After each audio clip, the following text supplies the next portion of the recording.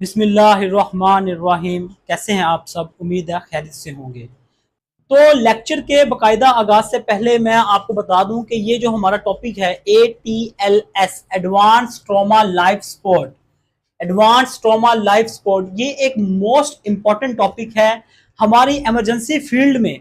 इसका बहुत ही अहम किरदार है। पेशेंट आया है इमरजेंसी में, ख्वाह वो सर्जिकल इमरजेंसी है या मेडिकल इमरजेंसी है, तो आपको एडवांस ट्रॉमा लाइफ सपोर्ट के तमाम स्टेप्स का पता हो। इसका जो है प्राइमरी और सेकेंडरी जो सर्वे है ये क्या है, इसमें कौन कौन सी जो है चीजें, कौन कौन से इक्विपमेंट्स और ड्रग्स इस्तेमाल होती हैं, वो आपको मालूम होना चाहिए, ताकि आप अगर एग्जाम में ATLS advance trauma life support का क्वेश्चन कहीं से भी एग्जामिनर दे दें तो आप उसको अटेम्प्ट कर सकें। तो एडवांस ट्रॉमा लाइफ सपोर्ट के मुतालिक हम बहुत कुछ जो है स्टडी करेंगे, तो आपने थोड़ा सा पेशेंस रखना है और सब्र तहम्मुल से काम लेना है और अपना नोट्स बनाने हैं ताकि आपको ये जो लेक्चर है अच्छे तरीके से याद हो सके। तो आपको मैं थोड़ा सा आपको बैकग्राउंड में थोड़ा सा बताऊं कि हमने अपनी एक वीडियो बनाई थी कार्डियो पल्मोनरी रिससिटेशन पे, CPR पे हमने अपनी एक वीडियो बनाई थी जिसमें हमने दो टाइप्स पढ़े थे CPR के, एक BLS और एक ATLS। एक पढ़ा था BLS बेसिक लाइफ सपोर्ट और दूसरा था ATLS advance trauma life support.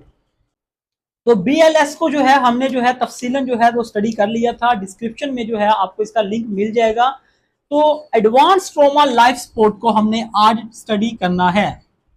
सबसे पहले तो ये मालूम हो कि एक जो यूनिट है, इमरजेंसी डिपार्टमेंट है, वो सर्जिकल इमरजेंसी है या मेडिकल इमरजेंसी है, उसमें क्या क्या चीजें होनी चाहिए, क्या क्या इक्विपमेंट्स और ड्रग्स होने चाहिए। तो सबसे पहले emergency drugs, emergency equipments, emergency devices, medical gases या इमरजेंसी गैसेस और इमरजेंसी अदर इक्विपमेंट्स। थोड़ा सा मैं आपको बैकग्राउंड में थोड़ा सा मैं लेके जाना चाह रहा हूं ताकि आपको बेसिक्स जो है वो सारी आपके जो है माइंड में एक दफा रिन्यू हो जाए ताकि आप अच्छे तरीके से अटेम्प्ट कर सके। ये चीजें जो हैं ये एक्स्ट्रा ऑर्डिनरी हैं, आपने इनको अगर लिख देंगे तो अच्छी बात है, एग्जामिनर को मालूम होगा कि बच्चे को इसके मुतालिक भी पता है कि एक इमरजेंसी यूनिट के अंदर क्या क्या होना चाहिए। तो इमरजेंसी ड्रग्स के ऊपर हमारा एक मुकम्मल लेक्चर है, 4 से 5 जो है इसके पार्ट्स हैं। आप इसको देखेंगे तो इमरजेंसी ड्रग्स में क्या क्या चीजें आएंगी आपको मालूम हो जाएगा। इमरजेंसी इक्विपमेंट के ऊपर भी हमारी एक मुकम्मल एक वीडियो है, इमरजेंसी डिवाइसेस के ऊपर भी, इमरजेंसी गैसेस के ऊपर भी और इमरजेंसी अदर इक्विपमेंट्स के ऊपर भी हमारी एक मुकम्मल वीडियो है।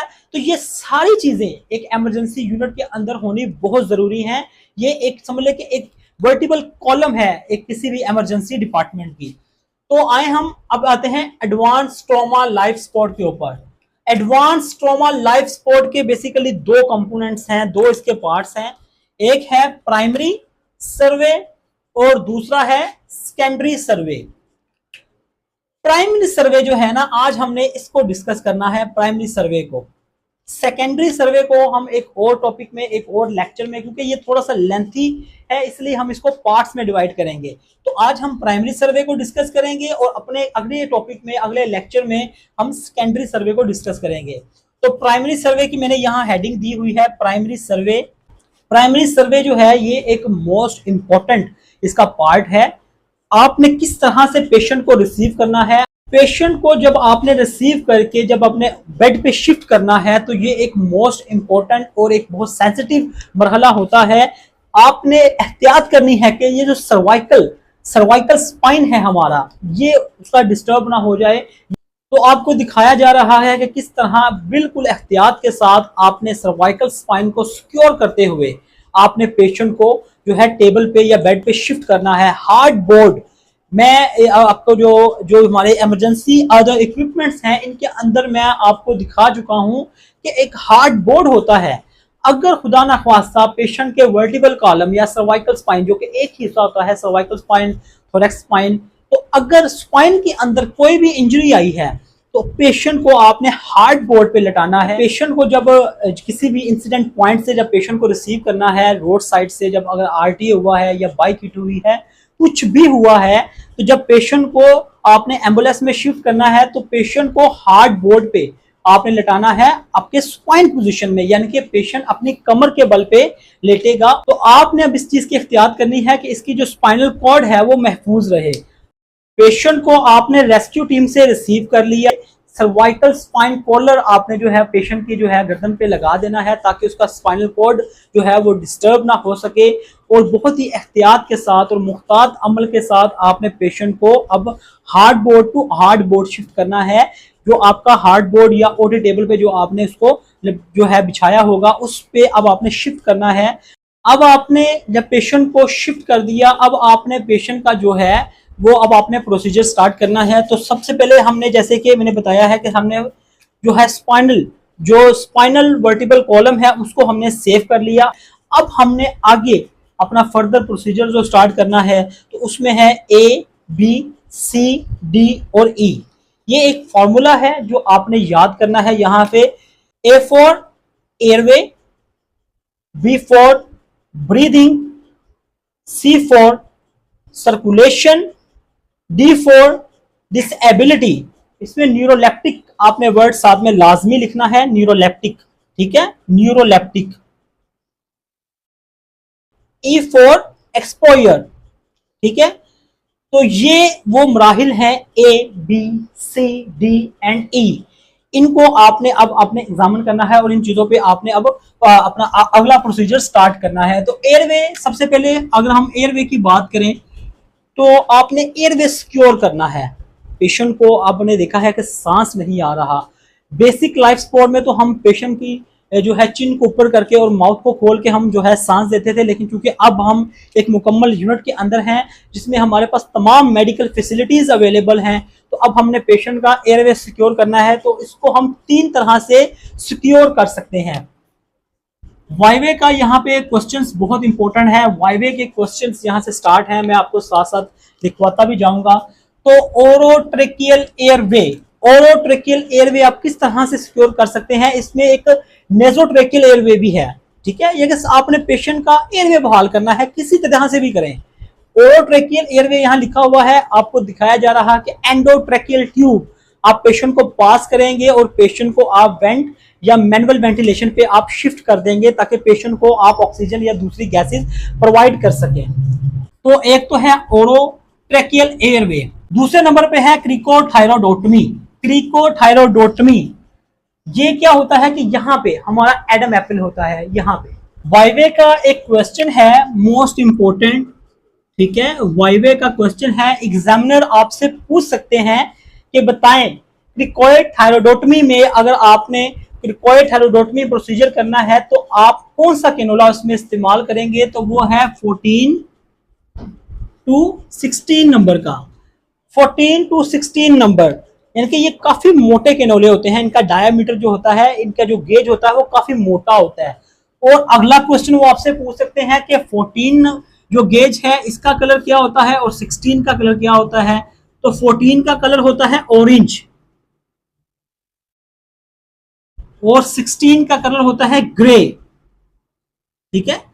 तो ये वाइवे के क्वेश्चन हैं, आपको आने चाहिए, ठीक है। इनके कलर कोडिंग और इनके जो गेजेस हैं आपको मालूम हो।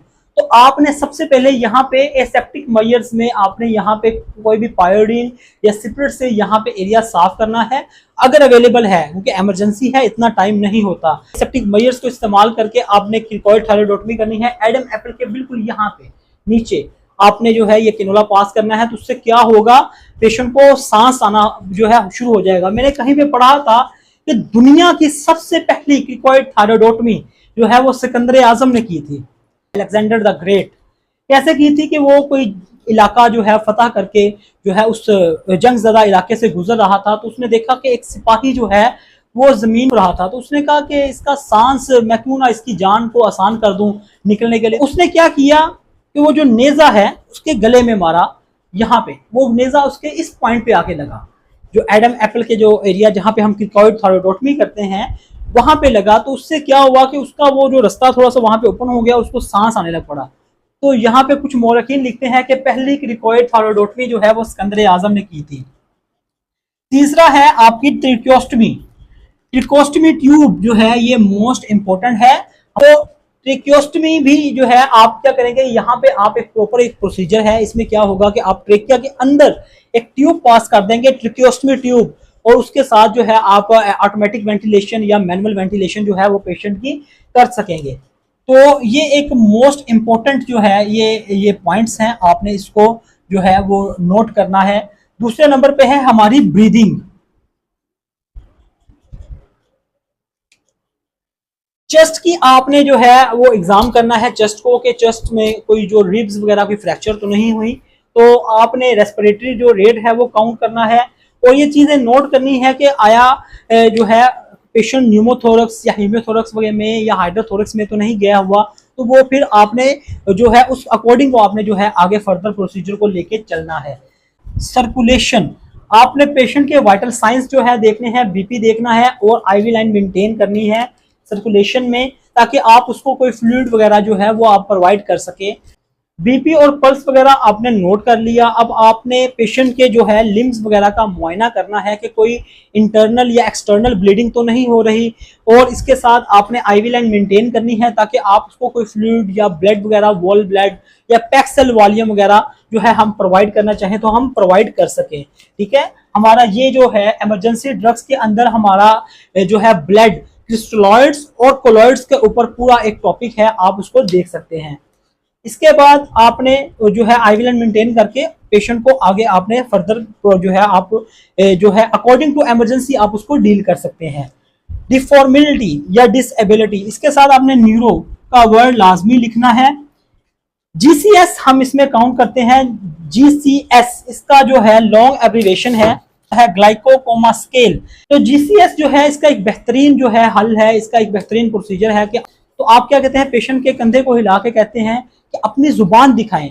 इससे क्या होगा कि पेशेंट ने आपकी बात सुनी भी है और उसके अगेंस्ट रिस्पॉन्स भी किया है, तो मोटर और सेंसरी नर्व्स दोनों का रिस्पॉन्स आपको जो है वो मालूम हो जाएगा। तो जीसीएस जो है हम यहाँ पे परफॉर्म करते हैं। एक्सपोजर, तो जहां पे आपने पेशेंट को लिटाया हुआ है वहां पे पेशेंट जो है वो हाइपोथर्मिया में भी जा सकता है। इसके अलावा बर्न हुआ है, 3rd डिग्री बर्न अगर हुआ है तो उसके साथ साथ फ्लूइड भी लॉस होगा। आपको मालूम है कि 3rd डिग्री बर्न जो है ये एक बहुत ही कॉम्प्लिकेटेड स्टेज होती है, जिसमें क्या होता है कि फ्लूइड भी जो है वो निकलता है बॉडी से, और जो है वहां पे सेप्टिक शॉक होने का बहुत ज्यादा खतरा होता है। तो ये चीजें जो है एक्सपोजर में शो होती हैं जो आपको वाज़ेह नजर आ रहे हैं। तो ये तो आपको यहाँ पे इसलिए इस पॉइंट पे आपको आसानी होती है। हम देख सकते हैं कि स्क्रैचेस आए हुए हैं, पेशेंट हाइपोथर्मिया में जा रहा है, बर्न की वजह से जो है वो स्किन उतरी हुई है, 3rd डिग्री बर्न हुआ है। तो ये चीजें एक्सपोजर जो वाज़ेह हो रही हूँ आपको, तो यहाँ पे हमारा जो है प्राइमरी सर्वे कंप्लीट हो जाता है। ये एक मोस्ट इंपॉर्टेंट स्टेजेस हैं, और ये सारा मरहला है ये विद इन सेकेंड का होता है।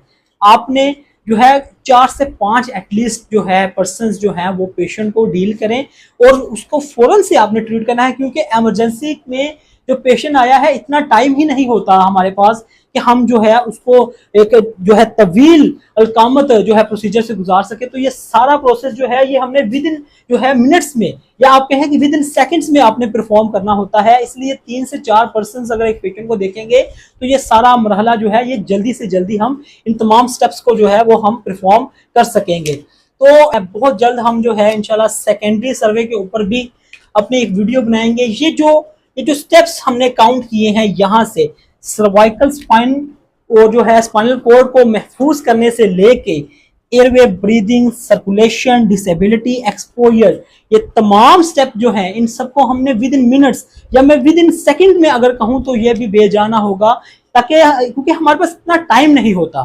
पेशेंट आया है, आपने पेशेंट को ट्रीट करना है, तो आपके पास बहुत कम टाइम होता है ताकि आप उसकी जान बचा सकें। तब तक मैं आपको एक एडवाइस करूंगा कि आप इसके ऊपर मजीद जो है आप इसके ऊपर नोट्स बनाएं, और आप इसके ऊपर मजीद रिसर्च करें, स्टडी करें, और आप कमेंट्स में हमें बता के हमारी इस्लाह भी कर सकते हैं कि सर ये पॉइंट जो है ये एक्स्ट्रा ऑर्डिनरी है, आप इसमें ये भी ऐड कर सकें। क्योंकि इल्म जो है ये किसी की विरासत नहीं है, इल्म जितना आप फैलाओगे उतना इल्म ज़्यादा फैलेगा। थैंक यू सो मच, तब तक के लिए अल्लाह हाफिज़।